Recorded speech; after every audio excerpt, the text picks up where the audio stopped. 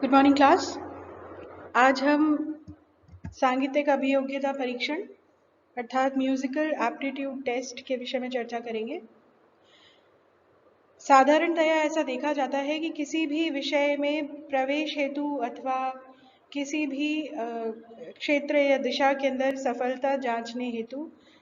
एक छोटा सा टेस्ट या ऑडिशन लिया जाता है। यह प्रक्रिया सामान्यतः प्रत्येक क्षेत्र में की जाती है। उस प्रक्रिया के माध्यम से यह आकलन करने की कोशिश की जाती है कि व्यक्ति इस क्षेत्र विशेष में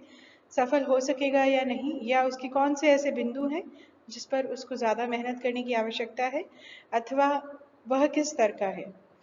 यह एक सामान्य प्रक्रिया है जो लगभग हर साक्षात्कार तथा हर विधा विशेष से संबंधित आजकल देखी जाती है।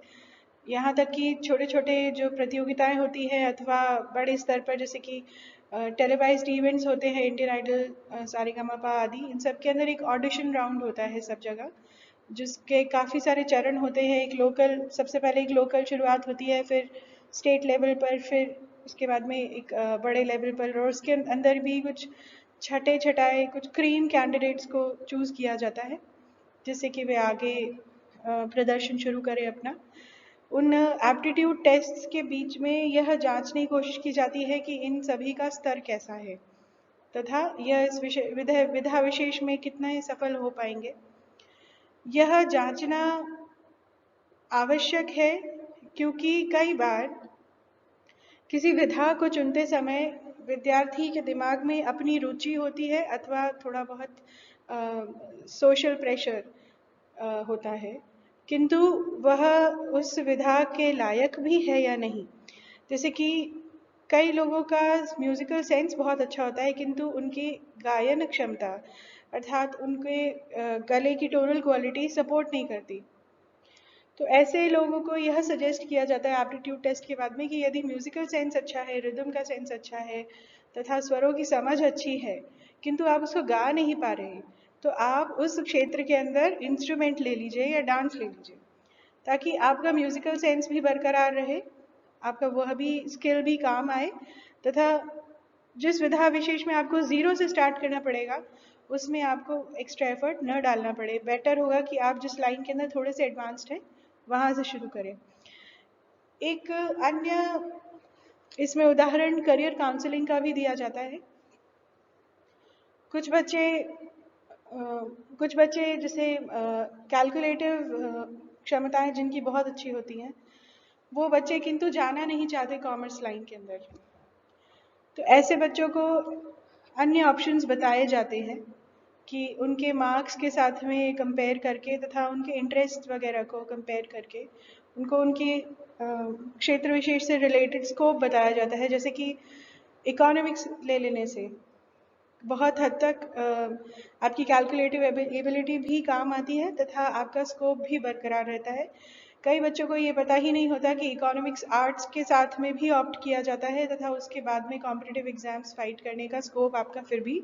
खुला रहता है। यह परीक्षण होने धीरे धीरे आजकल के परिप्रेक्ष्य में अनिवार्य हो गए हैं। उसके पीछे बहुत सारे कारण हैं। सबसे बड़ा कारण ये है कि व्यक्ति का फ्रस्ट्रेशन लेवल, व्यक्ति का सोच का दायरा फ्रस्ट्रेटिंग नहीं होना चाहिए। यदि व्यक्ति अपनी शौक को, अपने हॉबी को या अपनी रुचि को अपना व्यवसाय चुन लेता है तो वह उस क्षेत्र में आगे जाकर फ्रस्ट्रेट नहीं होता, झुंझलाता नहीं है। ये आजकल के दौर के अंदर बहुत ज़रूरी है। ऐसा इसलिए भी कहा जाता है क्योंकि भेड़ चाल में लोग अच्छा पैकेज देख के या एक रेपुटेशन, सामाजिक प्रेशर या स्टेटस की तरफ देख करके कुछ ऐसी विधाएं चुन लेते हैं, जैसे कि मोस्टली इंजीनियर्स हैं या मेडिकल प्रोफेशनल्स हैं या ऐसे कई लोग हैं जिन्हें ज्ञान है किंतु उस क्षेत्र में रुचि नहीं है। तो ऐसे लोगों को उनकी विधा से संबंधित और भी ऐसे कौन कौन से स्कोप्स हैं वह एप्टीट्यूड टेस्ट के जरिए बताए जाते हैं। कदाचित यही एक बहुत बड़ा रीज़न भी है कि भारत में लगभग हर टेक्निकल संस्थान, IIT, IIM तथा अन्य अन्य संस्थानों के अंदर म्यूजिक की रोलिंग वैकेंसी तथा म्यूजिक को एक रिक्रिएशनल एक्टिविटी के रूप में अनिवार्य रूप से संचालित किया जाता है। इससे बच्चों का न केवल रिक्रिएशनल जो माइंडसेट है वो जागृत रहता है, इसके अलावा उनकी फ्रस्ट्रेशन जो है वो संगीत के माध्यम से निकलती रहती है। अब हम एप्टीट्यूड टेस्ट की जब बात करते हैं तो सबसे पहले हम आते हैं एप्टीट्यूड की तरफ। एप्टीट्यूड को हिंदी में कहा जाता है अभियोग्यता तथा साधारण अर्थ में हम इसको सीखने की क्षमता या प्राकृतिक क्षमता अथवा सामान्य उपयुक्तता, इन 3 तरीके से देखते हैं कि व्यक्ति की क्षमता कितनी है। बौद्धिक क्षमता हो सकती है, वर्बल इंटेलिजेंस हो सकती है, इंटरप्रिटेशन हो सकता है कि आप किसी परिस्थिति को कितना जोड़ करके और लिंक करके समझ पा रहे हैं, आप में रिस्क फैक्टर लेने की कितनी क्षमता है, आपके अंदर नई चीज़ें नए एनवायरनमेंट में अडेप्ट करने की कितनी क्षमताएं हैं। इस प्रकार से काफ़ी सारी क्षमताएं इसके अंतर्गत आती हैं। तथा अभियोग्यता अपने आप में काफ़ी हद तक अभिरुचि से भी जुड़ी हुई होती है। अभिरुचि की सबसे आम परिभाषा है कि किसी गतिविधि या कार्य करने में आपकी सहज क्षमता हो, वो आपकी अभिरुचि का एक परिचायक है। सामान्यतः एप्टीट्यूड एक दिन में ही विकसित होने वाली ऐसा कोई व्यवहार नहीं है। एप्टीट्यूड धीरे धीरे ज्ञान अर्जन के साथ अथवा अपने अनुभवों के साथ तथा उम्र के साथ साथ आपकी परिपक्वता के से भी संबंधित होता है तथा अनेक वर्षों में जो आपकी योग्यता है, उपलब्धि है तथा बुद्धिमत्ता है, आपकी अप्लाइड नॉलेज जितनी है, उन सभी को मिला करके एक एप्टीट्यूड का एक क्षमता का निर्माण होता है। तथा गलती करके अथवा कई बार ठोकर खा करके भी जो हम सीखते हैं और उसके बाद में जो अपने एटीट्यूड में बदलाव लाते हैं, वह भी एप्टीट्यूड से ही संबंधित होता है। ऐसा भी कहा जाता है कि मनोवैज्ञानिक मूल्यांकन के इतिहास में कई बदलावों के बाद बुद्धि परीक्षण अब सामान्यीकृत क्षमता का आकलन करते हैं, जो कि विभिन्न प्रकार की सेटिंग्स में होता है, जैसे अधिग्रहित अनुभव, जैसे मौखिक कौशल, तार्किक कौशल तथा स्थान से संबंधित अवधारणात्मक क्षमता, आप परसीव कैसा कर रहे हो किसी सिचुएशन को, स्मृति, मेमोरी इत्यादि। अब इन सभी के अंदर भी अलग अलग विधाएं हैं, जैसे कि तार्किक कौशल के अंदर व्यक्ति की गणितीय बुद्धि काम आती है, व्यक्ति का पढ़ने का बुद्धि काम आती है कि व्यक्ति पढ़ पा रहा है या नहीं, आकलन कर पा रहा है या नहीं। तथा अधिग्रहित अनुभव, ये अपने आप में एक बहुत बड़ा क्षेत्र है, बहुत विस्तृत क्षेत्र है, जिसको एक ही वाक्य में समझाया नहीं जा सकता। कुछ अनुभव ऐसे होते हैं जिनको शब्दों में बयान नहीं किया जा सकता, तथा जैसे कि सबसे आसान तरीका ये होता है कि आप किसी भी परिस्थिति का, किसी जटिल समस्या का समाधान किस प्रकार से निकाल रहे हैं। अक्सर ये देखा जाता है कि लोग शॉर्ट टर्म फायदे के लिए लॉन्ग टर्म पेन उठा लेते हैं, लेकिन बुद्धिमत्ता इसमें है कि लोग लॉन्ग टर्म फायदा देखें और शॉर्ट टर्म पेन उठा लें। जैसे कि एक सांगीतिक संदर्भ में ये कहा जाता है कि एक उम्र होती है जब गले की नसों में लचीलापन होता है तथा उस वक्त रियाज बेहद करना चाहिए। आप यदि 16 घंटे 18 घंटे रियाज कर रहे हैं तो वह उस वक्त संभव होता है, क्योंकि आपका स्टैमिना उस वक्त काफ़ी पीक पर होता है, काफ़ी अच्छा होता है, आपके गले की नसें उस वक्त बहुत फ्लेक्सिबल होती हैं, आपकी रेंज उस वक्त विकसित हो रही होती है। तो ऐसे कई सारे फैक्टर्स हैं जो एक उम्र विशेष में ही मिल जाने या उन पर फोकस करने से आगे की यात्रा सुगम हो जाती है। यही अगर कोई व्यक्ति 50 वर्ष की उम्र में सीखना शुरू करे तो न केवल उसके गले पर एक्स्ट्रा प्रेशर पड़ेगा, क्योंकि उसकी मसल्स तब तक रिजिड हो चुकी होती है, तथा उसको एफर्ट भी थोड़ा ज़्यादा लगाना पड़ेगा। इसके पीछे पारिवारिक सामंजस्य भी हो सकता है, आपका वातावरण भी हो सकता है, आपकी स्वास्थ्य संबंधी कठिनाइयाँ भी हो सकती हैं, तथा एक निश्चित स्टैमिना जो बिल्ड हो जाता है उस एज तक, वह भी इसके पीछे एक बहुत बड़ा रोल प्ले करते हैं। इसी प्रकार जैसे कि पुरुषों में कहा जाता है कि बालकों को अभ्यास लगभग भले बचपन में करवाया जाए, सिखाया जाए, किंतु 13-14 वर्ष की उम्र में जब उनके गले की आवाज़ बिल्कुल चेंज हो जाती है, आवाज़ फट जाती है, उसके बाद उनको फिर से नए स्तर पे पुनः एक नए स्तर से उनको रियाज की आवश्यकता पड़ती है, क्योंकि उनकी स्केल चेंज हो जाती है उस वक्त, तथा एक रेंज का फैक्टर डेवलप हो जाता है। बच्चों की आवाज़ बहुत शार्प होती है तो वो लेडी स्केल पर तथा हाई रेंज पर गा पाते हैं, लेकिन पुरुषों की आवाज़ धीर, गंभीर और भारी होती है। जब वयस्क हो जाता है व्यक्ति तो एक चरण आता है जब उनको अपनी स्केल फिर से मेहनत करनी पड़ती है। तो कुछ चीज़ें हैं जिनका एक समय रहते परीक्षण हो जाए तथा उनके ऊपर कार्य किया जाए तो आगे की यात्रा सफल हो सकती है। एक अन्य उदाहरण के रूप में कि कुछ एप्टीट्यूड टेस्ट इस प्रकार होते हैं, जैसे कि स्कॉलस्टिक एप्टीट्यूड टेस्ट, जिसके माध्यम से यह जांचने की कोशिश की जाती है कि व्यक्ति माध्यमिक शिक्षा में यदि एक्सीलेंट रूप से कर पा रहा है, योग्यता दिखा रहा है, तो वह उच्च शिक्षा में कैसा परफॉर्म करेगा। तो ये बौद्धिक स्तर का एक टेस्ट होता है। इस प्रकार के अन्य भी कई टेस्ट होते हैं। एप्टीट्यूड टेस्ट करने के कई तरीके होते हैं, काफ़ी सिस्टमैटिक ऑर्गेनाइज तरीके से एप्टीट्यूड टेस्ट किए जाते हैं, तथा प्रायः प्रशिक्षित व्यक्ति तथा उस विधा विशेष से संबंधित व्यक्ति जिनका उस पड़ाव से आगे निकल चुके हैं जो लोग, उन्हीं को इसके निर्धारणकर्ता बनाया जाता है अक्सर, तथा वे अलग अलग स्थितियों के अंदर, अलग अलग परिस्थितियों में व्यक्तियों की प्रतिक्रिया का आकलन करते हैं। इसके कुछ मापदंड होते हैं, कुछ स्टैंडर्ड्स होते हैं, तथा इनके जो रिजल्ट्स होते हैं उसकी भी एक रिकॉर्ड लिमिट होती है कि इतना इतना आपका स्कोर होना चाहिए, इससे कम या ज़्यादा होने पर ऐसा ऐसा होगा, तथा ये टाइम बाउंड होने चाहिए, समयबद्ध परिस्थितियों में तथा समयबद्ध तरीके से किए जाने आवश्यक हैं। उदाहरण के लिए ऐसा कहा जाता है कि मध्य युग में एंटीबायोटिक्स का जब आविष्कार हुआ तो उनको अमृत माना गया था कि यह मेडिसिन की फील्ड के अंदर अमृत की तरह है,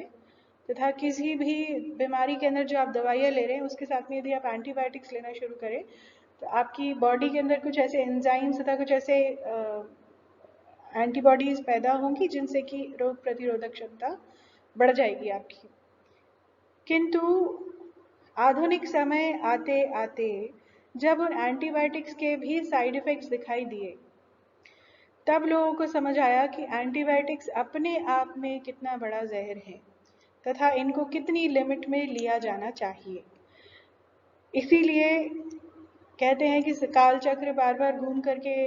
पुनः अपनी पुरानी परिस्थिति पर आता है, इसीलिए धीरे धीरे वापस आयुर्वेदिक दवाओं का प्रचलन बढ़ा, क्योंकि इनके साइड इफ़ेक्ट्स नहीं होते। एक मेडिसिन की दुनिया में एक बहुत बड़ा उदाहरण ये है कि ऐसी कुछ दवाइयों का प्रचलन है जिनसे कि बच्चों की हाइट बढ़ती है। बाल्यकाल में अक्सर कुछ ऐसी एलोपैथी की दवाइयाँ दी जाती हैं, किंतु इन्हीं बच्चों में आगे जाकर ओवरवेट हो जाने की प्रवृत्ति, टेंडेंसी ज़्यादा देखी जाती है। इसके अलावा कुछ ऐसे साइड इफ़ेक्ट्स हैं जैसे कि पैर फट जाना, जिसको लोकल लैंग्वेज में बेवाई कहा जाता है, जिनकी पैरों की एड़ियाँ फट जाती है, स्किन फट जाती है, चैप्ड स्किन हो जाती है। ये उन दवाइयों का आफ्टर इफेक्ट है जो काफ़ी वर्षों बाद दिखाई देता है। जिन बच्चों को बचपन में हाइट बढ़ाने की दवाइयाँ दी जाती हैं, आगे जाकर के मोस्टली वो बच्चे ओबेसिटी के पेशेंट्स निकलते हैं, बिकॉज जो लिपिड्स हैं वो गलत जगह पे अक्यूमुलेट होने शुरू हो जाते हैं। तो ये टाइम बाउंड तरीके से इनका आकलन होना बहुत ज़रूरी है, तथा इनके स्टैंडर्ड्स देखे जाने चाहिए, जांच करते रहना चाहिए। सांगीतिक रूप से यदि उदाहरण दिया जाए तो जैसे म्यूज़िक थेरेपी का प्लांट्स के ऊपर जो प्रयोग दिखाए गए हैं, कई रिसर्चेस हैं जो 1970s तक है, कई रिसर्चेस हैं जो 2000 तक है, तथा कई रिसर्चेस हैं जो 2010 तक की हैं। उसके बाद में क्या चेंजेस आए, तथा वो पुराने मापदंड जो हैं, जो पुराने स्टैंडर्ड्स जो निर्धारित कर दिए गए, वो आज कितने सफल हैं, ऐसा कितना हो सकता है, तथा आज की तारीख में जो क्लाइमेट वगैरह की अलग ही परिस्थितियां दिखाई दे रही हैं चारों तरफ, तब वो सब कितने एप्लीकेबल हैं। ऐसे कई स्टैंडर्ड्स, इनका बार बार रिवीजन होते रहना चाहिए। एक और उदाहरण के रूप में बता सकते हैं कि जैसे कि बॉलीवुड म्यूजिक के अंदर शास्त्रीय रागदारी का प्रयोग, जिसके अंदर अभी तक कई वेबसाइट्स का निर्माण हो चुका है, इंटरनेट पोर्टल्स का निर्माण हो चुका है, जैसे चंद्रकांता.com, तथा यूट्यूब पे भी ऐसे काफ़ी चैनल्स हैं। किंतु ये सभी जो हैं वेब पोर्टल्स हैं, ये लगभग 90s तक के म्यूज़िक को, या 80s 90s तक के बॉलीवुड म्यूज़िक के अंदर शास्त्रीय रागदारी पर इनकी रिसर्चेस दिखाई देती हैं, उसके पश्चात नहीं दिखती। जबकि उसके पश्चात भी बॉलीवुड म्यूज़िक के अंदर अलग अलग प्रकार की ठुमरियों का, टप्पे का, तराने का, शास्त्रीय रागदारियों का प्रयोग निरंतर जारी है तथा इनके ऊपर कार्य होना चाहिए। तो यह कुछ ऐसे रिसर्चेस हैं जिनको आगे भी बढ़ाया जाना चाहिए। अलग अलग काल युग के परिप्रेक्ष्य में, संदर्भ में इन पर कार्य होना चाहिए। तो एप्टीट्यूड टेस्ट के द्वारा तथा टाइम बाउंड तरीके से इन सब पे कार्य होता रहता है। एप्टीट्यूड असेसमेंट का एक बहुत अच्छा उदाहरण है करियर काउंसलिंग। यह प्रक्रिया व्यक्ति विशेष के पेशेवर क्षेत्रों की पहचान करने में मदद करती है जिसमें वह सफल हो सके। उदाहरण के लिए, व्यक्ति उन कौशल और क्षमताओं को पहचाने जो उसके रुचि से संबंधित हो तथा अपेक्षाकृत अच्छी तरह विकसित हो, तथा परिणाम देखने के बाद व्यक्ति फिर अपनी मनपसंद विधा विशेष का चयन कर सके। एप्टीट्यूड टेस्ट कई प्रकार के हो सकते हैं, जैसे mechanical reasoning, fault diagnosis, special ability, verbal ability, numerical aptitude, abstract reasoning. ये सब टेक्निकल एप्टीट्यूड के टेस्ट के अंतर्गत आने वाले क्षेत्र हैं। जैसे कि यदि किसी का फिजिकल लेबर का कार्य हो और उसकी फिजिकल एबिलिटी का टेस्ट हो, जैसे कि पुलिस में भर्ती हो अथवा आर्मी में भर्ती हो, तो उन लोगों से फिजिकल एक्सरसाइजेस तथा एक्सर्शन करवाया जाता है, यह देखने के लिए कि वे कितने फिट हैं। इसी प्रकार यदि किसी का पर्सनालिटी का आकलन करना हो तो उनको व्यक्तित्व संबंधी प्रश्नावली या सर्वे दिया जाता है, जिसके माध्यम से उनका जो ओपिनियन है या दृष्टिकोण है उसको समझने की कोशिश की जाती है। इसके लिए एक बहुत उत्तम उदाहरण देखा जाता है कि बाटा कंपनी के लिए कहा जाता है, या किसी एक जूते की कंपनी का उदाहरण दिया जाता है अक्सर। क्षमा कीजिएगा, बाटा कंपनी नहीं है, किंतु एक जूते की कंपनी का उदाहरण दिया जाता है जिसके अंदर एक सेल्स एग्जीक्यूटिव, एक मार्केटिंग हेड की पोजीशन के लिए साक्षात्कार चल रहे थे तथा उन्हें अफ्रीका के कुछ देशों के अंदर अपनी फ्रेंचाइजी स्टार्ट करनी थी। तो वे इन कैंडिडेट्स को सर्वे के लिए भेजते हैं तथा उनसे यह जानने की कोशिश करते हैं कि हमारा प्रोडक्ट इस क्षेत्र विशेष में कितना सफल होगा।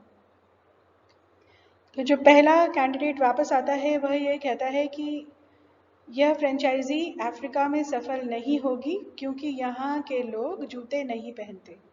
यहाँ के लोग नंगे पांव चलते हैं, इसलिए हमारी फ्रेंचाइजी का यहाँ कोई उपयोग नहीं है।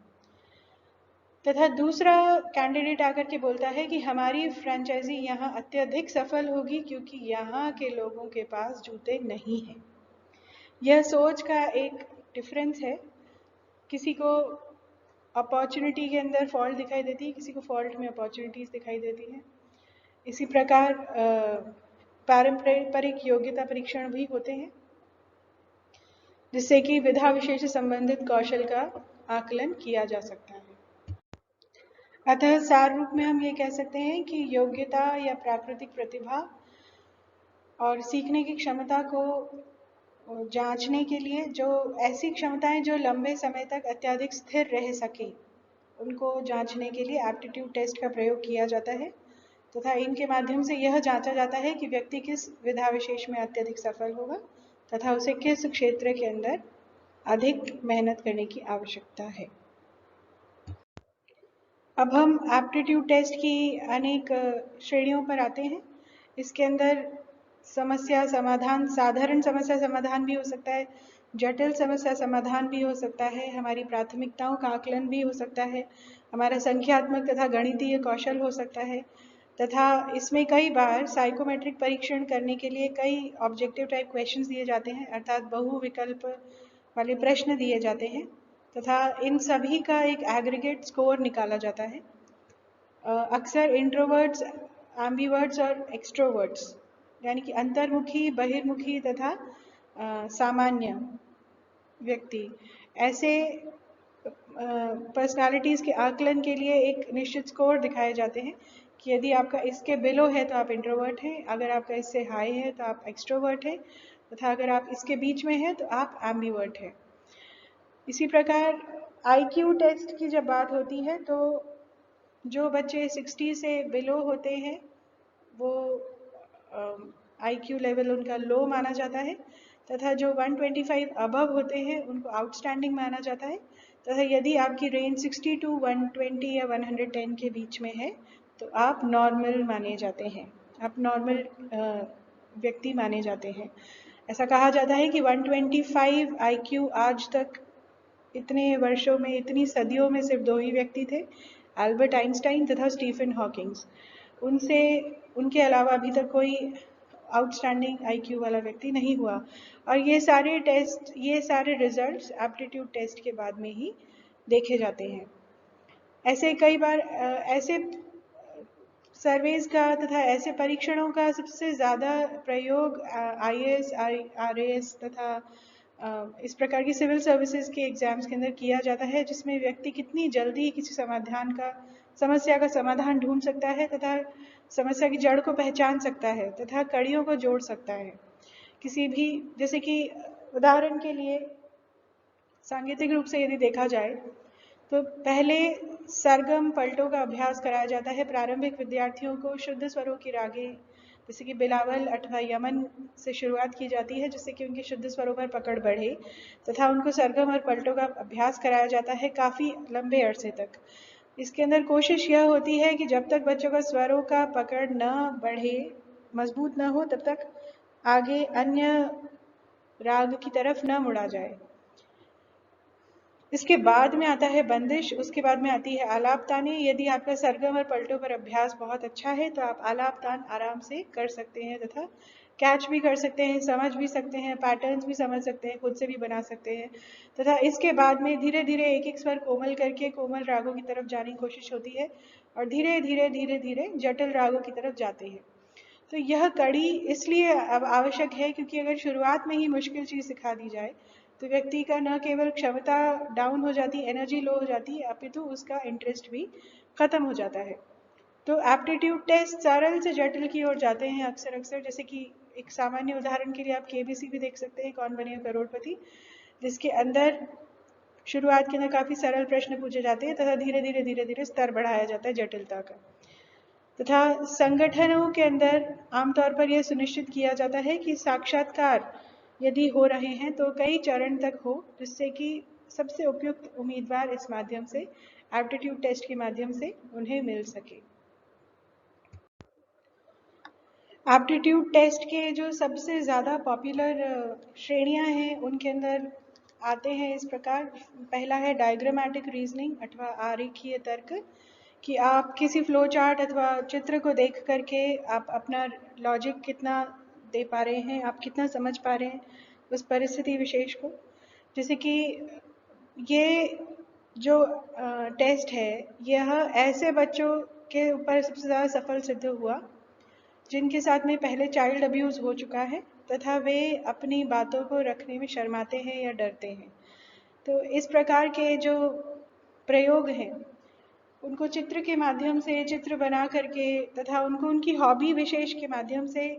खुलने की तथा अपनी बातों को एक्सप्रेस करने का एक जरिया दिया जाता है और धीरे धीरे धीरे धीरे बच्चे उस माध्यम से अपनी कुंठाएं तथा अपने भय को जाहिर करते हैं और इसको समझने के लिए भी एक प्रशिक्षित तथा स्किल्ड व्यक्ति का होना आवश्यक है।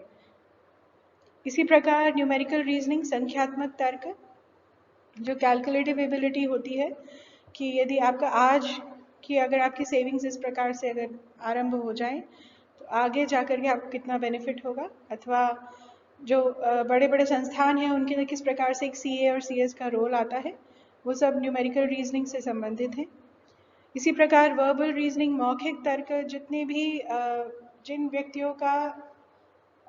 मौखिक कार्य ज़्यादा है, जैसे कि टीचिंग है अथवा एक ओरेटर है अथवा एक जिस व्यक्ति का एक मोटिवेशनल स्पीकर है, इन लोगों की expressive abilities, verbal expressive abilities कितनी हाई है, आपका मौखिक तर्क कितना अच्छा है, जैसे कि हाजिर जवाब होना, ये अपने आप में एक बहुत कुशल मौखिक तर्क तथा एबिलिटी के रूप में देखा जाता है। जैसे कि इंडक्टिव रीजनिंग है, आगमनात्मक तर्क, कि किसी प्रेशर सिचुएशन के अंदर व्यक्ति की प्रतिक्रिया कैसी होती है तथा वह कैसा कार्य करता है। इसके अंदर सांगीतिक रूप से उदाहरण दिया जाए तो कई लोग ऐसे होते हैं जो सामान्यतया क्लास में अथवा अपने प्रशिक्षण केंद्रों में काफ़ी अच्छे रूप से परफॉर्म करते हैं, बहुत अच्छा गाते बजाते हैं, किंतु स्टेज पर जाकर नर्वस हो जाते हैं, ऑडियंस को देख के डर जाते हैं अथवा माइक के सामने बोलने में घबराते हैं, तथा धीरे धीरे उन लोगों को किस प्रकार से उनकी समस्या से निजात दिलाया जाए, उसके लिए एक बहुत बड़ा साधन माना गया रिकॉर्डिंग स्टूडियोज, कि आप यदि धीरे धीरे माइक को फेस करने की हैबिट डाल देते हैं अगर, तो आप आगे जाकर के ऐसी प्रेशर सिचुएशन जिसमें आपके आगे लोग हूटिंग भी कर सकते हैं, लोग आपकी विधा विशेष की सराहना भी कर सकते हैं, लोग आपको टेक्निकल प्रॉब्लम में उलझा सकते हैं, जैसे कि माइक या साउंड सिस्टम किस प्रकार ऑपरेट करे, यहाँ पर वहाँ पर आपको किस प्रकार का साउंड सिस्टम या एम्बियंस चाहिए, ये सारे प्रेशर सिचुएशंस को हैंडल करना आना चाहिए, या इस प्रकार के टेस्ट होते हैं कि आपको बार बार ऐसी परिस्थितियों में डाला जाता है। उदाहरण के लिए एक सामान्य उदाहरण के रूप में देखा जाता है कि जो कुकरी शोज होते हैं, कुकिंग शोज होते हैं, उनके अंदर व्यक्ति कैसा क्या क्या डिश बना सकता है, किस प्रकार से कर सकता है, कितना आउट ऑफ द बॉक्स सोच सकता है, कुछ नया इजाद कर सकता है। उसके अलावा अचानक से कई बार ऐसी प्रेशर सिचुएशंस क्रिएट कर दी जाती हैं कि उनके पास में एक सीमित टाइम लिमिट हो तथा उन्हें लगभग 100 लोगों के लिए कुछ 3 कोर्स मेन्यू बनाना है, कुछ 3 सब्जी, इस प्रकार से कुछ एक मेन्यू सेट करना है, तथा आपके पास में एक निश्चित समय सीमा है और बनाने करने वाले सिर्फ आप हैं, अकेले हैं। तो इस प्रकार की प्रेशर सिचुएशन में आप कैसा बनाते हैं, आप कैसा कार्य करते हैं, ये सब भी आकलन में आते हैं। इसी प्रकार सिचुएशनल जजमेंट, परिस्थिति जन्य निर्णय, जिसकी आप किसी भी समस्या को सुलझाने की क्षमता कितनी रखते हैं, जैसे कि यदि आधुनिक समय में देखा जाए तो जो ऑनलाइन क्लासेस का कॉन्सेप्ट है, जो पैंडेमिक की सिचुएशन है और हम लोग डेली रूबरू नहीं हो सकते, अथवा कई बार ऐसा एक युग भी आएगा जब ये समस्या रहेगी नहीं, किंतु ये टेक्नोलॉजीज आगे बहुत काम आने वाली हैं, क्योंकि धीरे धीरे हर पद्धति इवॉल्व होती है अपने आप में। एक समय था जब लोग पेड़ों के नीचे गुरुकुल चला करते थे तथा टेक्नोलॉजीज इतनी एडवांस नहीं थी, तो एम्फी थिएटर इस तरीके से बनाए जाते थे कि व्यक्ति की आवाज़ आखिरी व्यक्ति तक, गायक वादक कलाकार की आवाज़ आखिरी व्यक्ति तक चली जाए, तो इस तरीके के बनाए जाते थे। इस चक्कर में उन कलाकारों को भी काफ़ी पुरजोर तरीके से गाना पड़ता था, और यही एक कारण है कि उस ज़माने की स्त्रियों की गायन शैली के अंदर भी आपको एक मर्दाना भारीपन सुनाई देगा, क्योंकि उनको काफ़ी लाउड करने की कोशिश, वो अपनी आवाज़ काफ़ी लाउड करने की कोशिश रखती थी। किंतु समय के साथ साथ जैसे जैसे टेक्नोलॉजिकल एडवांसमेंट हुआ और साउंड सिस्टम्स वगैरह सब आ गए, तो आपको आपके सूक्ष्म से सूक्ष्म बारीक ध्वनि भी बड़ी आसानी से कन्वे करने में आसानी हो गई। इसके बाद में एक युग ऐसा आया है जब आपको मंचों का कोई अभाव नहीं है, अब ऑनलाइन प्रोग्राम्स होने लगे हैं, लाइव प्रोग्राम्स आप कहीं भी बैठे विश्व के किसी भी कोने में बैठ करके आप लाइव प्रोग्राम्स अटेंड कर सकते हैं। आप लगभग प्रत्येक बड़े कलाकार से यूट्यूब तथा उनके पोर्टल्स के माध्यम से ऑनलाइन सीख सकते हैं। तो कहने का तात्पर्य ये है कि एजुकेशन पैटर्न अपने आप में धीरे धीरे समय के साथ साथ इवॉल्व होता है। आप एक ही जगह रुक करके नहीं रह सकते, आपको परिस्थितियों के साथ साथ जो समस्याएं आ रही हैं उनको इवॉल्व करने का, उनको सॉल्व करने का एक तरीका आपके पास कुछ ना कुछ होना चाहिए। ऐसा कभी भी पुराने ज़माने में लगभग 80-90 के दशक के लोग कभी सोच भी नहीं सकते होंगे कि इस प्रकार का एजुकेशन सिस्टम जो आज प्रेवलेंट है वो आगे जा कर के एक बहुत सशक्त माध्यम बनेगा। इनफैक्ट आने वाले समय में शायद 3D टेक्नोलॉजी के माध्यम से यह भी हो सके कि व्यक्ति को ऐसा लाइव देखा जा सके कि जैसे वह सामने ही बैठा हो। इसी प्रकार लॉजिकल रीजनिंग है, तार्किक बुद्धि है। आप अनेक आकृतियों या इमेजेस को देख करके उनके कड़ियों को, उनके लिंक्स को समझ पा रहे हैं या नहीं, उनका संबंध पहचान पा रहे हैं या नहीं, तथा उनका आकलन कर पा रहे हैं या नहीं। अक्सर बच्चों से जब सरगम पलटे का काफ़ी लंबे अरसे तक अभ्यास कराया जाता है तो वह इसका लॉजिक नहीं समझ पाते कि उनसे एक ही एक चीज़ बार बार क्यों गवाई जा रही है। उसके पीछे शायद यह कोशिश होती है कि उनके स्वरों की पकड़ मजबूत हो, अथवा उनकी तानों की लय थोड़ी सी सुधर जाए, अथवा उनका शुद्ध स्वर यदि हिलते हों तो उन पे मजबूती आए। जैसे कि प्रभात्री जी की जीवनी के अंदर आता है कि उन्हें पहली राग यमन पंडित सुरेश बाबू माने जी ने 1 वर्ष तक सिखाई, 2 वर्ष तक सिखाई, सिर्फ राग यमन।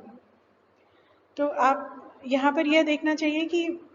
उन्होंने कितनी पेशेंस के साथ में सिखाया, तथा सीखने वाले ने कितनी पेशेंस रखी, तथा अपनी तर्क बुद्धि को यहाँ पर उन्होंने कितना बैलेंस करके रखा, तथा उतावलापन नहीं दिखाया। आगे जाकर ये एब्स्ट्रैक्ट रीजनिंग जैसा एक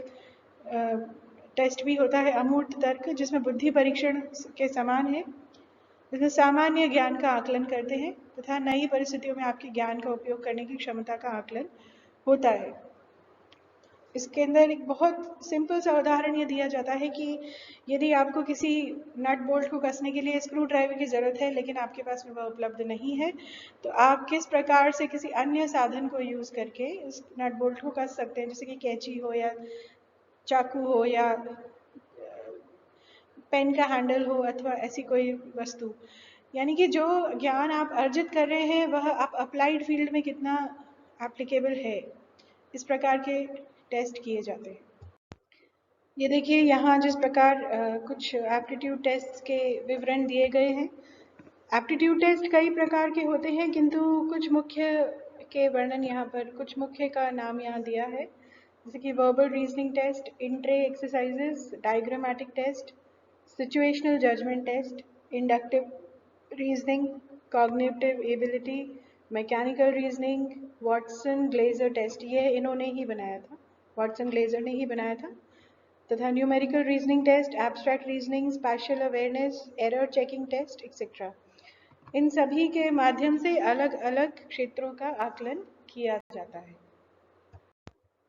अब जब हम सांगीतिक अभियोग्यता परीक्षण की बात करते हैं तो इसके अंतर्गत आने वाले कई ऐसे चरण हैं जिनके अंदर अलग अलग क्वालिटीज़ का असेसमेंट किया जाता है। म्यूजिकल एप्टीट्यूड टेस्ट सबसे पहले बेंटले द्वारा किया गया था, इसलिए इसको कभी कभी बेंटले टेस्ट भी कहा जाता है। इसके अंदर छात्र की तांत्रिक क्षमता, आपका किसी वाद्य विशेष से यदि आप संबंधित हैं तो आपका उसके अंदर कितना स्किल है, अथवा आप गा रहे हैं, यदि आप गाने बजाने वाले विद्यार्थी हैं तो आपको पिच की, यानी कि आपकी स्केल की, आपकी रेंज की,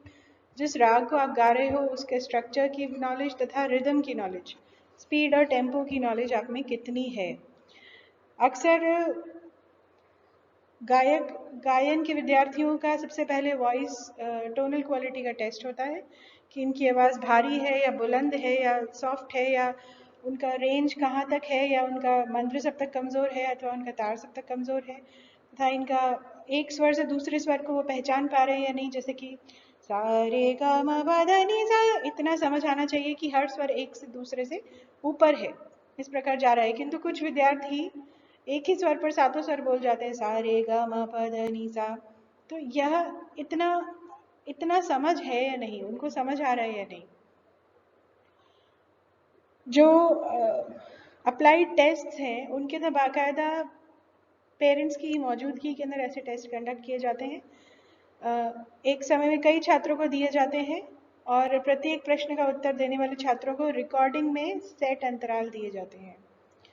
और इसके दौरान आमतौर पर माता पिता को इन परीक्षणों के लिए अपने बच्चों को तैयार करने के लिए प्रोत्साहित नहीं किया जाता,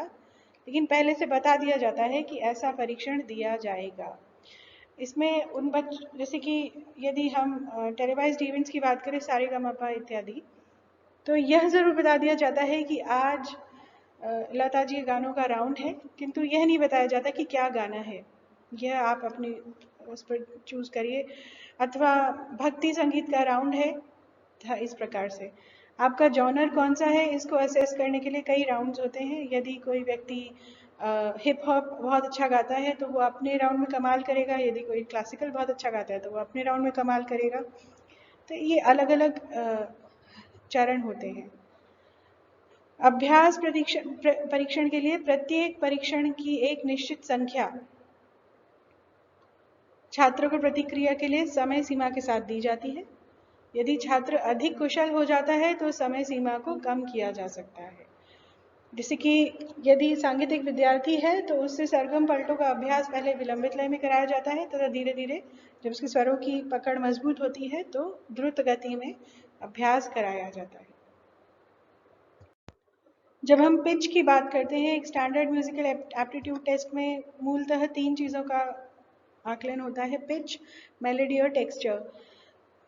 हम साधारण भाषा में यदि कहें तो सांगीतिक विद्यार्थियों को सबसे पहले पढ़ाया जाता है सांगीतिक नाद की का गुण, जाति तथा तीव्रता तथा तारता, कि स्वर कितना लाउड है, किसकी आवाज़ है, स्त्री पुरुष बच्चे बालक बुजुर्ग किसकी आवाज़ है, आवाज़ कितनी लाउड है, तथा एक स्वर से दूसरे स्वर का ऊंचा नीचापन पहचानने की क्षमता। तो 2 स्वरों के बीच का डिफरेंस जानना वह मेलोडी के अंतर्गत आता है। किसी 2 स्वरों को का ऊपर नीचे होना यह समझने के लिए पिच समझ में आना चाहिए, तथा एक धुन के अंदर कितने स्वर गाए बजाए जा रहे हैं ये टेक्सचर एबिलिटी के अंतर्गत आता है। सांगीतिक अभियोगिता परीक्षण में जो सबसे ज़्यादा सफल प्रयोग किया वह था सीशोर द्वारा किया गया। ये एक प्रमुख अमेरिकी मनोवैज्ञानिक थे तथा इन्होंने ही म्यूजिकल एबिलिटी सीशोर टेस्ट के विकास का इन्हीं को श्रेय जाता है। ऐसा कहते हैं कि बेंटले द्वारा किया गया टेस्ट के पहले सीशोर अपने एक आलेख में, एक आर्टिकल में दावा कर चुके थे कि संगीत प्रतिभा वैज्ञानिक विश्लेषण के अधीन है और इसे मापा जा सकता है। इसके पहले ऐसा कहा जाता था कि संगीत के विद्यार्थियों के आकलन का कोई सेट स्टैंडर्ड नहीं होता, किंतु धीरे धीरे इन्होंने अपने मत को प्रतिपादित किया तथा उसको अपने एप्टीट्यूड टेस्ट के जरिए सिद्ध भी किया। सीशोर और उनके सहयोगियों ने श्रवण तीक्ष्णता को मापने के लिए एक ऑडियोमीटर सहित विभिन्न उपकरणों का निर्माण किया। उन्होंने 1919 में उपायों का एक सेट तैयार किया जिसमें पिच, जोर, टेम्पो, टिम्बर और लय में भेद करने की क्षमता को मापने के लिए नियंत्रित प्रक्रियाएं शामिल की। सीशोर ने जटिल मशीनरी प्रजनन की प्रणालियों को प्रजनन योग्य पिच बनाने के लिए शामिल किया और पिच भेद, असंगति, लय, मधुर स्मृति और संगीत की तीव्रता का परीक्षण करने के लिए ट्यूनिंग कांटे का एक विशेष सेट तैयार किया। यह आजकल सॉफ्टवेयर ऐप्स के रूप में अलग अलग माध्यमों से मोबाइल एंड्रॉयड ऐप्स के रूप में भी उपलब्ध है तथा इसमें आजकल जटिल मशीनरी की ज़रूरत नहीं पड़ती, तथा एक नॉर्मल ऑडिशन के द्वारा भी ऐसी कई विधाएं हैं तथा ऐसे कई क्षेत्र हैं जिनका बिना मशीनरी के आकलन हो सकता है। ये उनके द्वारा किए गए एक टेस्ट का एक सैंपल रिजल्ट का एक मॉड्यूल है यहाँ पर, जिसमें उन्होंने कितने लोगों को असेस किया, उनके अंदर से हाई ग्रुप कितने निकले, लो ग्रुप कितने निकले तथा सिग्निफिकेंट कितने थे और उनके कैटेगरीज कौन कौन सी थी। जैसे कि सारा कुछ मिला करके उनका परफॉर्मेंस कैसा था, पिच से संबंधित कितने लोग अच्छा कर पाए, लाउडनेस से संबंधित कितने लोग समझ पाए, रिदम से संबंधित कितने लोग सही थे, टाइम इंटरवल को नापने वाले कितने लोग सही थे तथा उनकी टोनल मेमोरी कितनी शार्प थी, ऐसे कितने लोग निकले। तो इन ग्रुप्स का अलग अलग लेवल पर आकलन किया गया तथा बाद में इनकी तुलना की गई और एक रिजल्ट अनाउंस किया गया। सीशोर के अनुसार संगीत की प्रतिभा को किसी एक निश्चित रूप में परिभाषित नहीं किया जा सकता, किंतु विभिन्न संगीत लक्षणों से एक संचय किया जा सकता है, एक बैरोमीटर सेट किया जा सकता है। किसी व्यक्ति की संगीत प्रतिभा की वास्तविक प्रकृति को वर्गीकृत करने के लिए संगीत के लक्षणों के व्यक्ति के पदानुक्रम पर एक मात्रात्मक और गुणात्मक विश्लेषण किया जाना चाहिए, अर्थात एक सिस्टमैटिक और क्वालिटी असेसमेंट होना चाहिए। उन्होंने अनुमान लगाया कि यदि किसी व्यक्ति ने तान वाले जोड़े के बीच में तुलनात्मक निर्णय लेने में कठिनाइयों का प्रदर्शन किया है, तो व्यक्ति संभवतः एक कलाकार के रूप में प्रथम श्रेणी का संगीतकार बनने में सक्षम नहीं होगा और ना ही वह संगीत को अधिक से अधिक आनंद के स्रोत के रूप में पा सकता है। अर्थात कहने का अर्थ यहाँ पर ये है, कहने का तात्पर्य ये है कि यदि किसी स्वर समुदाय को जल्दी जल्दी गाया जा रहा है तो बच्चे अथवा विद्यार्थी उन स्वर समुदायों को पहचान पा रहा है या नहीं, उनका अनुकरण कर पा रहा है या नहीं, तथा उसके दिमाग में वह बौद्धिक कौशल कितनी देर तक उसकी स्मृति के अंदर विद्यमान रहता है। इस पर डिपेंड करता है कि उसके आगे उसकी रचनात्मक गुणवत्ता कितनी अधिक होगी तथा वो किसी भी तान क्रम को पहचानने में तथा उसका अनुकरण करने में कितना सफल होगा। ऐसे कई बच्चे हैं जिनको एक ही स्वर समुदाय बार बार सुनने के बावजूद समझ नहीं आता तथा उसको फॉलो नहीं कर पाते। यदि कोई हरकत उन्हें सिखाई जाती है तो वे उसके आसपास भी स्वर लगा देते हैं, किंतु उस हरकत को फॉलो नहीं कर पाते, अक्षरशः फॉलो नहीं कर पाते। जैसे कि लता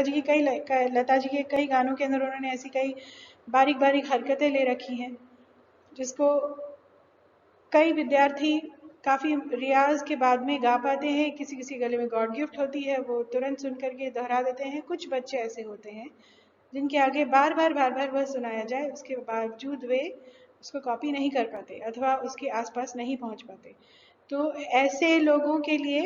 यह विधा कितनी कठिन होगी, इसका उन्होंने काफ़ी खरा मूल्यांकन किया। सीशोर ने सांगीतिक सराहना के भी 4 बेसिक चरण और क्षमताओं का वर्णन किया है, जिसमें पहली है संवेदी अर्थात संगीत सुनने की क्षमता, दूसरी है मोटर अर्थात संगीत को व्यक्त करने की क्षमता,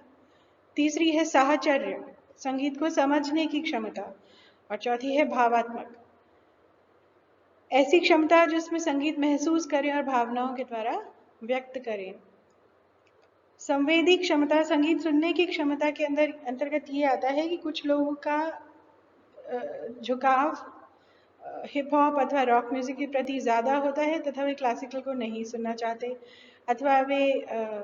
क्लासिकल सुनना चाहते हैं तथा रॉक और जैज़ म्यूजिक से काफ़ी दूर भागते हैं।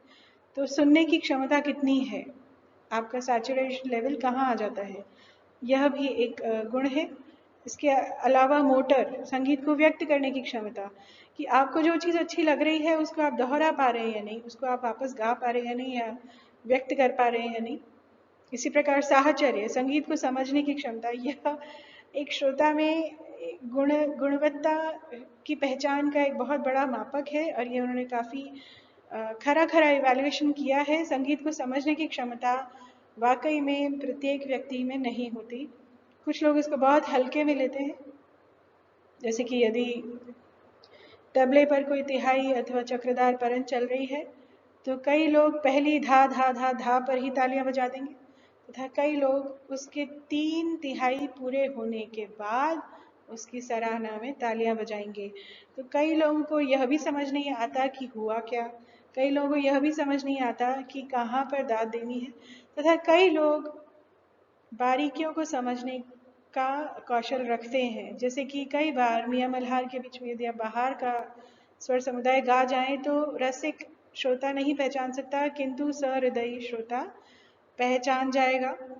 कि आपने क्या प्रक्रिया करी, आपने क्या गाया बीच में। जैसे कि हम बॉलीवुड म्यूजिक की जब बात करते हैं तो वहाँ पर ऐसे कई गानों का निर्माण हुआ है जो परिस्थिति जन्य अलग अलग रागों का प्रयोग किया जाता है, जिनके अंदर वो रागें खूबसूरत लगे तथा उस गीत के शब्दों को कन्वे करने में सबसे सशक्त माध्यम बन के उभरे।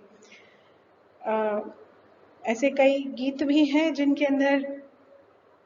भक्ति रस की रचनाओं को ऐसे खूबसूरत तरीके से ढाला जाता है कि व्यक्ति सुन करके रो पड़े तथा कई बार इस प्रकार के नृत्य के संगीतों का गठन किया जाता है जिससे कि वाकई में सुन करके ही झूम उठने की इच्छा हो। तो यह एक समझने वाला योग्य श्रोता ही समझ सकता है। यहाँ पर एक ज्वलंत विषय का भी जिक्र करना आवश्यक है क्योंकि यह संगीत के विद्यार्थियों के संदर्भ में ही है। प्रायः सांगीतिक विद्यार्थियों के लिए सबसे बड़ा कठिनाई, सबसे बड़ा रास्ते का रोड़ा उनका माहौल अथवा उनका परिवेश ही बनता है। कोई विद्यार्थी यदि किसी विधा को करने में इच्छुक है तो उसको उसके लिए एक सपोर्टिव माहौल का होना, उसके आसपास होना बहुत आवश्यक है। कई बार पेरेंट्स अलाउ कर देते हैं कि आप म्यूज़िक लाइन ऑप्ट करें, और यह भी एक बहुत कटु सत्य है कि म्यूज़िक के विद्यार्थी तथा उनका परिवार बहुत पेशेंस वाला होता है, क्योंकि आप आजकल के युग के अंदर जब 98%, 99% पर लोग सोचते हैं कि हमारा स्टैंडर्ड सेट नहीं हो पाया और हमें इतना पैकेज नहीं मिलेगा और बाहर हमारी जॉब्स कैसी होंगी,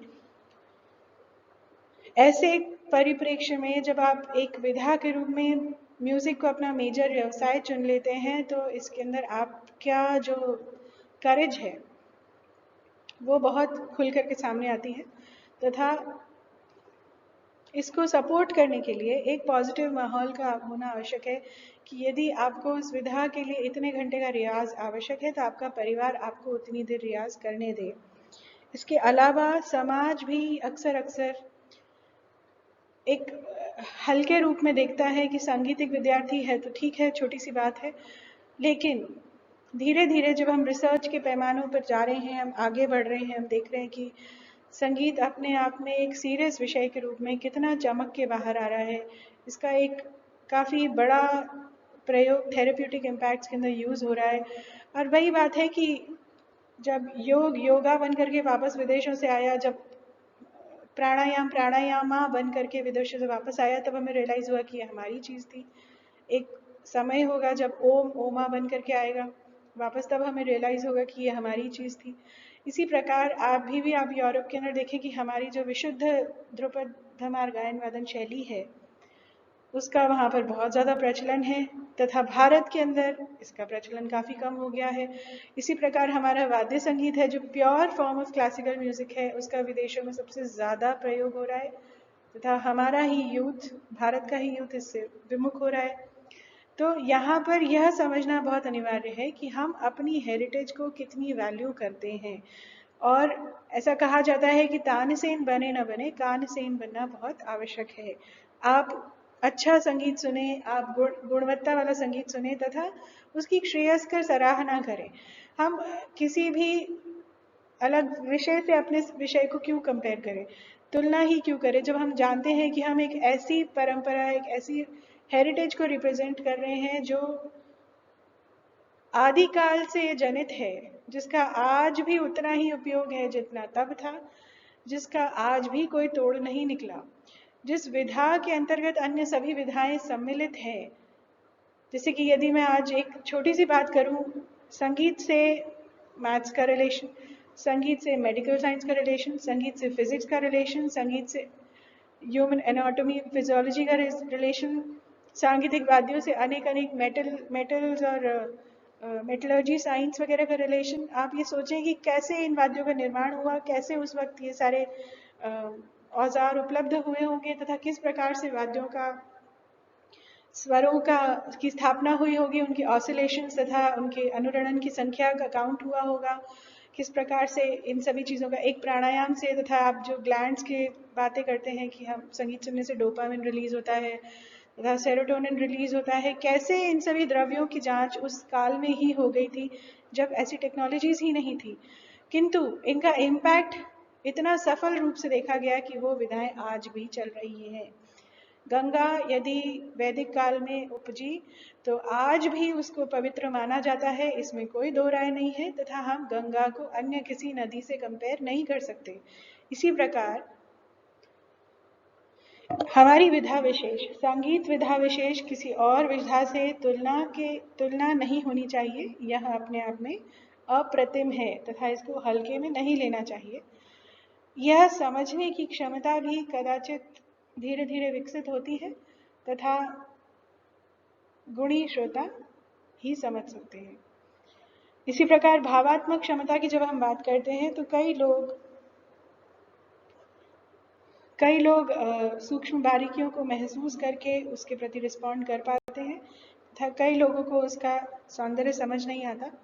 तो यह भी अपने आप में एक कौशल है। संगीत के इन चारों कुशलताओं को नापने के लिए सीशोर ने बाकायदा एक बैटरी तैयार करी। बैटरी बेसिकली एक ग्रुप ऑफ टेस्ट को कहा जाता है, जिसके अंदर कई सारे टेस्ट सम्मिलित होते हैं, उसको एक बैटरी कहा जाता है। जैसे कि साइकोलॉजी में एक बहुत पॉपुलर टेस्ट है जिसको कहते हैं भाटिया बैटरी टेस्ट। वो अपने आप में कोई सर्किट अथवा सेल्स वगैरह का निर्माण नहीं है, उसके अंदर कई सारे टेस्ट सम्मिलित हैं, इसलिए उसको बैटरी कहा जाता है। तथा इसके अंदर जो प्रयुक्त स्टैंडर्ड्स हैं, इसके अंदर जो प्रयुक्त मानक हैं, वो इस प्रकार हैं। इसके अंदर संगीत प्रतिभा का गहन विश्लेषण को बेसिस बनाया जाता है। इसमें ऐसी सामग्री ली जाती है जो मानकीकृत हो, जो स्टैंडर्डाइज्ड हो, तथा जिसको बदलने की आवश्यकता नहीं हो। इसमें ऐसी सामग्री तथा ऐसा सर्वे यूज किया जाता है जिसके अंदर मात्रात्मक परिणाम आ सके तथा जिनको अटेस्ट किया जा सके, जिनकी ऑथेंटिसिटी को वेरीफाई कराया जा सके, तथा ऐसे टेस्ट हो जो सरल हो और लगभग आत्मसंचालित किए जा सके। कोई व्यक्ति खुद से पढ़ करके उनका जवाब दे सके, उनको हर चीज़ के लिए गाइड ना करना पड़े, तथा उनको किसी भी तरीके का यदि सामने वाले को ऐसा लगे कि हमें ब्रेन वॉश किया जा रहा है, तो ऐसा कोई भ्रम की स्थिति ना उत्पन्न हो। तथा ये टेस्ट ग्रुप में भी हो सकता है, इंडिविजुअल भी हो सकता है, समूह मापन के लिए भी अनुकूलित हो। तथा इसके अंदर अभ्यास, प्रशिक्षण, आयु और बुद्धि,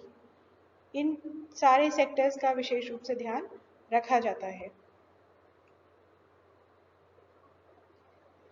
पुराने जमाने में ये परीक्षण सामग्री 5 डबल डिस्क रिकॉर्ड पर समाहित थी, जो किसी भी मानक फोनोग्राफ पर काम करती थी। सीशोर ने सिफारिश की थी कि पहले 5वीं कक्षा में और फिर 8वीं कक्षा में बच्चों को हाई स्कूल में ऐच्छिक पाठ्यक्रम में प्रवेश करने से पहले परीक्षा दिलाई जानी चाहिए। इससे फायदा ये होता था कि बाल्यकाल से ही आपको किस प्रकार के सांगीतिक प्रशिक्षण की आवश्यकता है, उसका आकलन किया जा सकता था। इस बैटरी में जो बुनियादी क्षमताएं हैं, उनके भी कुछ उप प्रकार थे, जैसे कि पिच को पहचानना, अर्थात दो स्वरों को निर्धारित करना, कौन सा अधिक तीव्र सुनाई दे रहा है। सेंस ऑफ इंटेंसिटी, दो स्वरों को अलग अलग जोर से सुनना और यह निर्धारित करना कि कौन सा ज्यादा लाउड सुनाई दे रहा है। समय या काल का ज्ञान, अर्थात समय के दो अंतरालों को चिन्हित करते हुए 3 क्लिकों को सुनना। ये उस बैटरी का एक विशेष प्रयोग था कि उसके अंदर उनको क्लिक सुनाए जा रहे थे, जिसके अंदर एक निश्चित समयावधि थी, जैसे कि 1 सेकंड की या 2 सेकंड की, तो आपको आपको उस डिस्टेंस का समझ आ रहा है, यानी आप ये पहचान पा रहे हो यानी कि कौन सा अंतराल लंबा है। इसके अलावा सामंजस्य की भावना, दो टोन के दो संयोजनों को सुनना और यह निर्धारित करना कि कौन सा बेहतर सद्भाव लगता है। जैसे कि हम सा म प का कॉर्ड सुने अथवा ग प नी का कॉर्ड सुने अथवा प नी सा का कॉर्ड सुने अथवा म प सा का कॉर्ड सुने, आपको कौन सा हारमोनी या कौन सा टोन आपको सुनने में ज़्यादा अच्छा लग रहा है। यह सर्वे के माध्यम से जांचा जाता था कि कौन सा ज़्यादा सफल प्रयोग है। इसी के अलावा तान स्मृति, जो एक दूसरे के साथ दो बराबर स्वरों की एक श्रृंखला को सुनना और समायोजित नोट को खेलना और पहचानना, यह कि इसके अंदर कौन से स्वर समुदायों का प्रयोग हुआ और ये कौन सी राग से संबंधित है, ये सब इसके अंतर्गत आते हैं। इसके अलावा टिम्बर, लय और संगीत स्मृति तथा संगीत में भावनात्मक प्रक्रियाएं आदि का भी आकलन इसी के माध्यम से किया गया। शिक्षकों की गुणवत्ता का निर्धारण भी इसी के माध्यम से किया गया, कौन कितना सफल है, गायन अनुकूल परिस्थितियां को कैसे निभा रहा है, तथा सार्वजनिक स्कूल संगीत में दिखाए गए अनुसार गाने की क्षमता हो, और लयबद्ध क्रिया, बच्चे जैसे मार्च करते हैं तो वो कितना साथ में मिलकर के सामंजस्य के साथ कर पा रहे हैं, उनका मोटर संवेदन, उनका कोऑर्डिनेशन कितना अच्छा है, तथा उनकी रुचि कितनी है। बैटरी के परिणामों को देखते हुए सीशोर ने 5वीं कक्षा और 8वीं कक्षा के बच्चों के साथ साथ वयस्कों के लिए भी आदर्श और प्रतिशत रैंक के मूल्यों के आधार पर एक टैलेंट चार्ट बनाया था, जो इस स्लाइड के अंदर आप देख रहे हैं। इस पूरी बैटरी का उद्देश्य ये था कि प्रतिभावान छात्रों की पहचान की जा सके और उन्हें आगे बढ़ने के लिए प्रोत्साहित किया जा सके। इन्वेंटरी संगीत प्रशंसा के तत्वों का और संगीत विज्ञान, मनोविज्ञान और संगीत की कला को आकार देने के लिए भी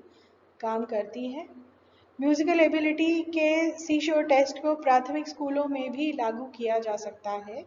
और उपहार के रूप में सेवा करने के लिए प्रतिभाशाली और प्रतिभाशाली संगीतकारों की पहचान करने के लिए समूह परीक्षणों में भी उपयोग किया जा सकता है। इस स्लाइड में एक सैंपल के रूप में एक सबसे पॉपुलर म्यूजिक एप्टीट्यूड टेस्ट को दिखाया गया है। इसकी समयावधि तकरीबन 40 मिनट है तथा यह इंटरनेट वेब पोर्टल पर अवेलेबल है। इसके अंदर कौन कौन सी स्टैंडर्ड्स रखे गए हैं। Pitch, candidates will listen to 2 sounds and identify whether the sound is higher or lower. आप स्वरों की ऊंचाई नीचाई को जांच सकें।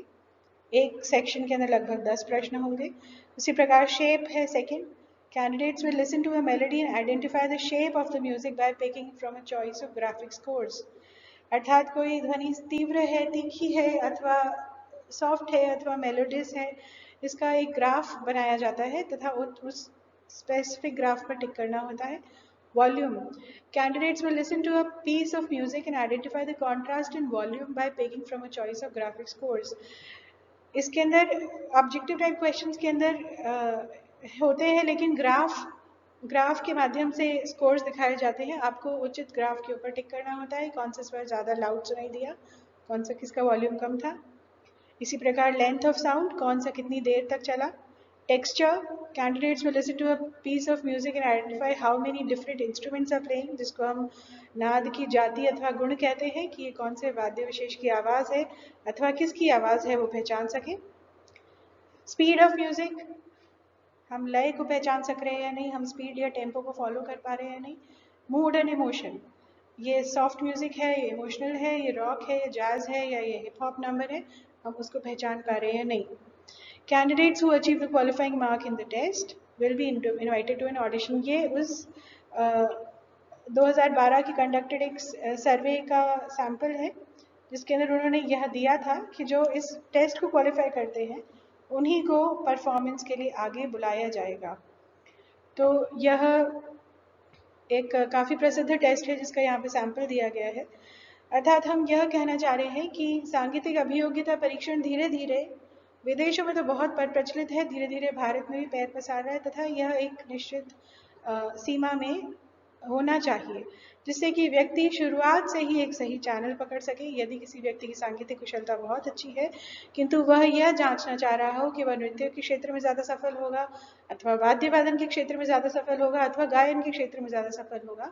तो उसको सही समय पर एक आकलन हेतु एक मापक साधन मिले। धन्यवाद।